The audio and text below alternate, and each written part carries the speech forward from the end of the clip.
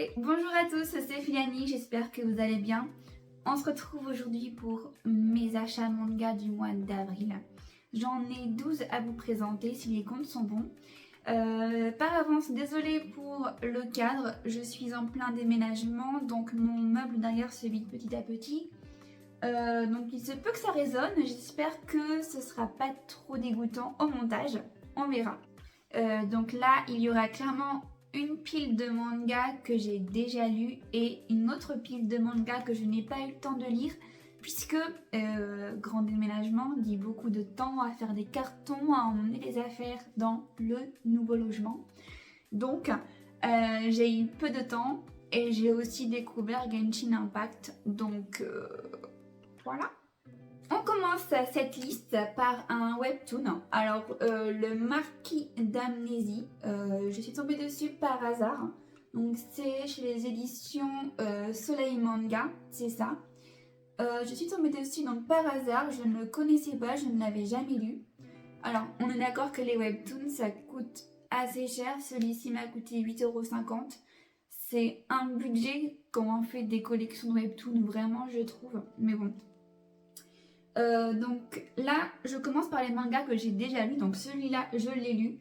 Je ne sais pas pourquoi je l'ai pris. Je suis tombée amoureuse des dessins que j'ai trouvé particulièrement jolis. Et l'intrigue aussi m'a, pour le coup, très intriguée.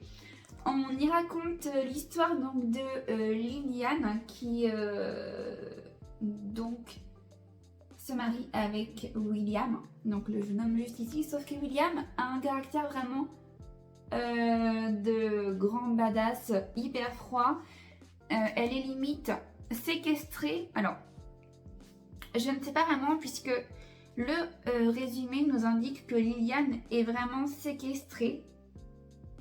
Elle est mariée au marquis réputé pour sa haine des femmes. Donc vraiment, la première page, on y voit donc William qui fait comprendre à Liliane qu'ils sont mariés mais il ne veut pas avoir affaire à elle. Bref, voilà.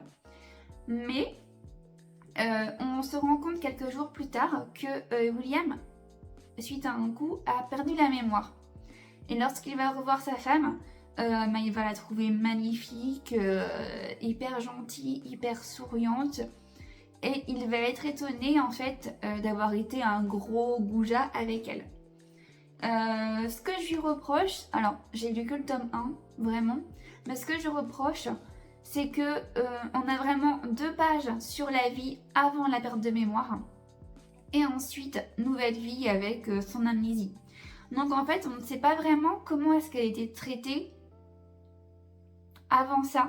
Alors peut-être que ce sera plus en détail dans les prochains tomes, du moins je l'espère, parce que là ça ressemble juste à une rencontre amoureuse en fait et c'est ce que je lui reproche. Mais sinon, je pense que j'achèterai la suite avec grand plaisir. J'ai beaucoup aimé la lecture. Et au niveau des dessins, j'aime beaucoup, je trouve que c'est fluide. Les personnages sont hyper bien dessinés. Vraiment ultra beau quoi. Alors là, on va parler d'un manga que je ne connaissais absolument pas, mais j'ai entendu beaucoup de créateurs en parler. Et en allant à Easy Cash, je suis tombée dessus par hasard, donc j'ai sauté dessus. Yona, Princesse de l'Aube, donc des éditions Pika. Que dire à part que... Waouh, je suis tombée directement accro en fait à l'intrigue. Donc Yona, princesse du royaume de Koka, qui a grandi donc avec son garde du corps et ami d'enfance, Ak. Petite préférence, moi perso pour Ak. Sauf que Yona est amoureuse depuis de nombreuses années de son cousin. C'est ça, il s'appelle Suwon. Et elle va fêter ses 16 ans. Et le soir de son anniversaire, il va se passer un drame. Son père va se faire assassiner par Suwon. Donc là, elle tombe des nues. Elle va prendre la fuite avec donc Ak, son garde du corps et ami. Et voilà, j'en dis pas plus parce que pour l'instant, c'est absolument tout ce qui se passe dans ce premier tome. Mais alors, je ne suis pas vraiment super fan des dessins. Voilà, je trouve que le chara-design est plutôt vieux. Je suis pas forcément fan de ses gros yeux, mais l'histoire est tellement prenante qu'en fait on oublie vite. Et on fait avec grand plaisir même. Je me suis vraiment laissée dévorer par la lecture. Donc Yona, princesse de l'aube, est un manga que je compte continuer. Voilà, donc très bonne découverte. Je me devais de sauter dessus également. Donc Sakura Saku, je suis tombée donc par hasard sur des offres. Donc dans un Leclerc, hein, avec premier tome acheté égale deuxième tome offert. Donc pour commencer une nouvelle série, c'est le bon argument vraiment. Donc Io Sakisaka, j'ai beaucoup aimé Strobe Edge. J'ai surkiffé Blue Spring Ride avec ma magnifique prononciation anglaise. Donc je voulais absolument tester cette nouveauté. Mais bon, c'est vraiment un shoujo. Alors oui, beaucoup de ces mangas sont des shoujo, même quasiment tous. Mais pour le coup, voilà, c'est pas un énorme coup de cœur. Donc c'est l'histoire de Saku, une fille qu'apparemment on ne remarque pas. Et un jour, donc, dans le train, elle va se sentir mal. Elle va commencer à avoir des bouffées de chaleur, des petits vertiges. Et une personne va ouvrir la fenêtre pour qu'elle prenne un peu l'air. Elle va aussi perdre son sac et cette même personne va retrouver son sac. Et bref, il n'en faut pas plus pour que Saku, en fait, soit vraiment ultra reconnaissante. J'étais en train de chercher le mot. Et suite à ça, elle va vouloir venir en aide à tout le monde en fait, dans son lycée, dans son entourage, vraiment partout. Elle va d'ailleurs développer des sentiments pour cet étranger qui lui est venu en aide. Et à son entrée au lycée, elle va se retrouver dans la classe de Sakura, alors que la personne qui lui est venue en aide s'appelle Sakura aussi. Donc elle va penser que c'est lui. Et de là, donc, toute une petite intrigue amoureuse avec des quiproquos vont naître. Voilà. Donc, c'est un petit shoujo qui se laisse lire. Vraiment, on y retrouve la patte de Io, évidemment. Avec... je trouve qu'elle a des traits vraiment particuliers, quoi. Que ce soit dans Strobe Edge, celui-là, on la reconnaît vraiment entre mille. Toujours aussi agréable à voir, à lire. Bon, c'est pas un shoujo qui va révolutionner, je trouve, le genre, mais c'est une petite lecture qu'on prend avec grand plaisir. Est-ce que je le continuerai? Oui, je pense vraiment par esprit de collectionner les mangas de Io.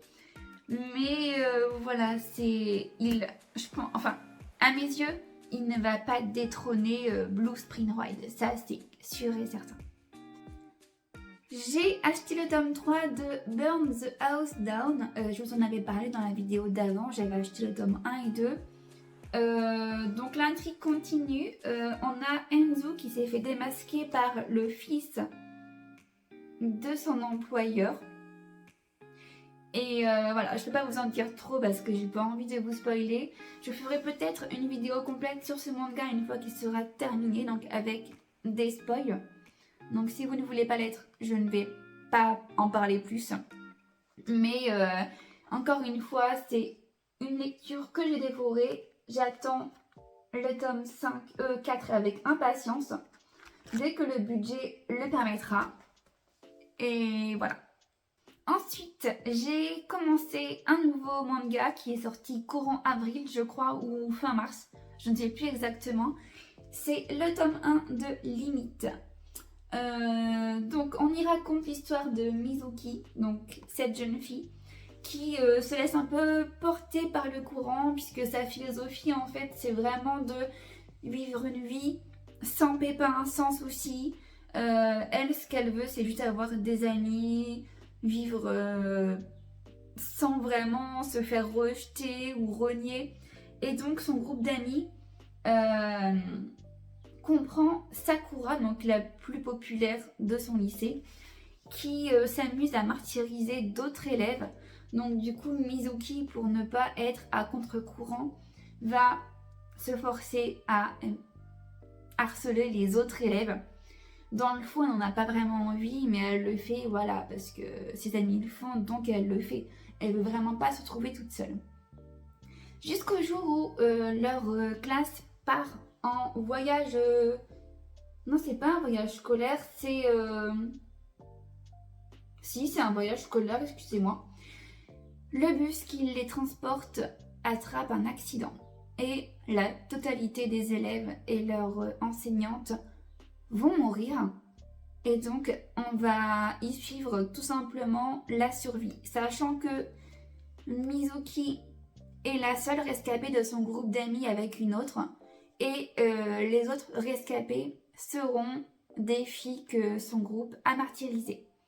Donc, voilà. C'est une lecture vraiment atroce. C'est plutôt gore. Donc, à pas mettre dans les mains de tout le monde. On est chez les éditions Pika. Et donc c'est Keiko Suenobu, si je le dis bien. Et c'est un manga vraiment que j'ai dévoré, pareil. Je vous montre, j'essaie de vous montrer, ouais non, sans trop vous spoiler. Donc là, c'est lorsqu'elle découvre que derrière elle, tous ses camarades sont décédés durant l'accident. Donc voilà, c'est une lecture pas très gaie. Mais vraiment, c'est une très bonne découverte. Et c'est une série que je vais continuer. Alors maintenant, on va passer au manga que je n'ai pas lu encore. Donc là, c'était une évidence. Le tome 1 et 2 de Boruto. Pareil, je suis tombée sur une offre. Premier tome acheté, deuxième tome offert. J'en ai profité. Naruto ayant été le tout premier manga que j'ai découvert il y a 15 ans. Ça ne me rajeunit pas. J'étais vraiment obligée de faire la suite avec Boruto. Sachant que j'ai quand même déjà lu quelques scans en ligne, donc je connais plus ou moins l'histoire pour l'instant. Voilà, donc Boruto, je n'ai pas encore eu le temps de le lire, mais ça fera partie de mes lectures à venir. Et voilà, Naruto, c'était vraiment un manga que j'ai tout de suite surkiffé, donc vraiment c'était indéniable que je les achète. J'ai acheté le tome 2 de Sexy Cosplay Dolls, donc chez les éditions Kana, où Gojo donc a fabriqué la première tenue de cosplay de Marine. Je trouve que les dessins sont très agréables.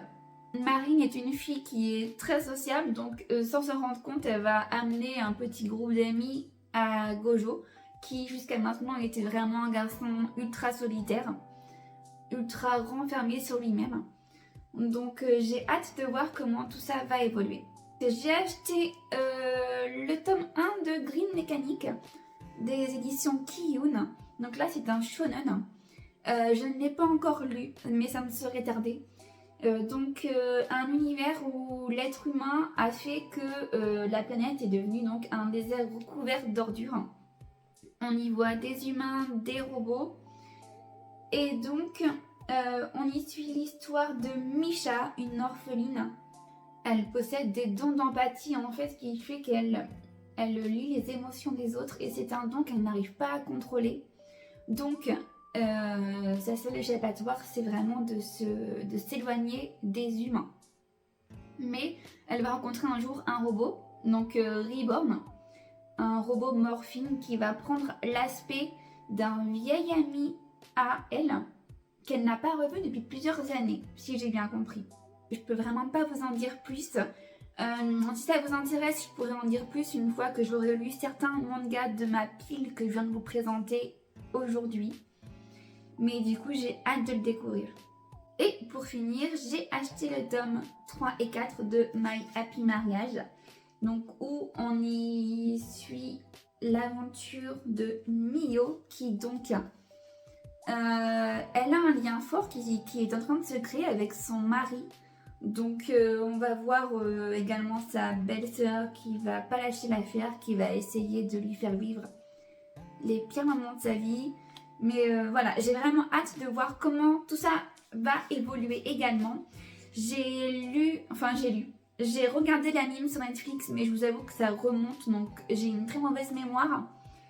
Donc voilà, je vais pas les lire tout de suite je pense. Je vais attendre d'avoir le tome 5 pour tout relire, pour ne louper aucun élément. J'aime bien faire ça.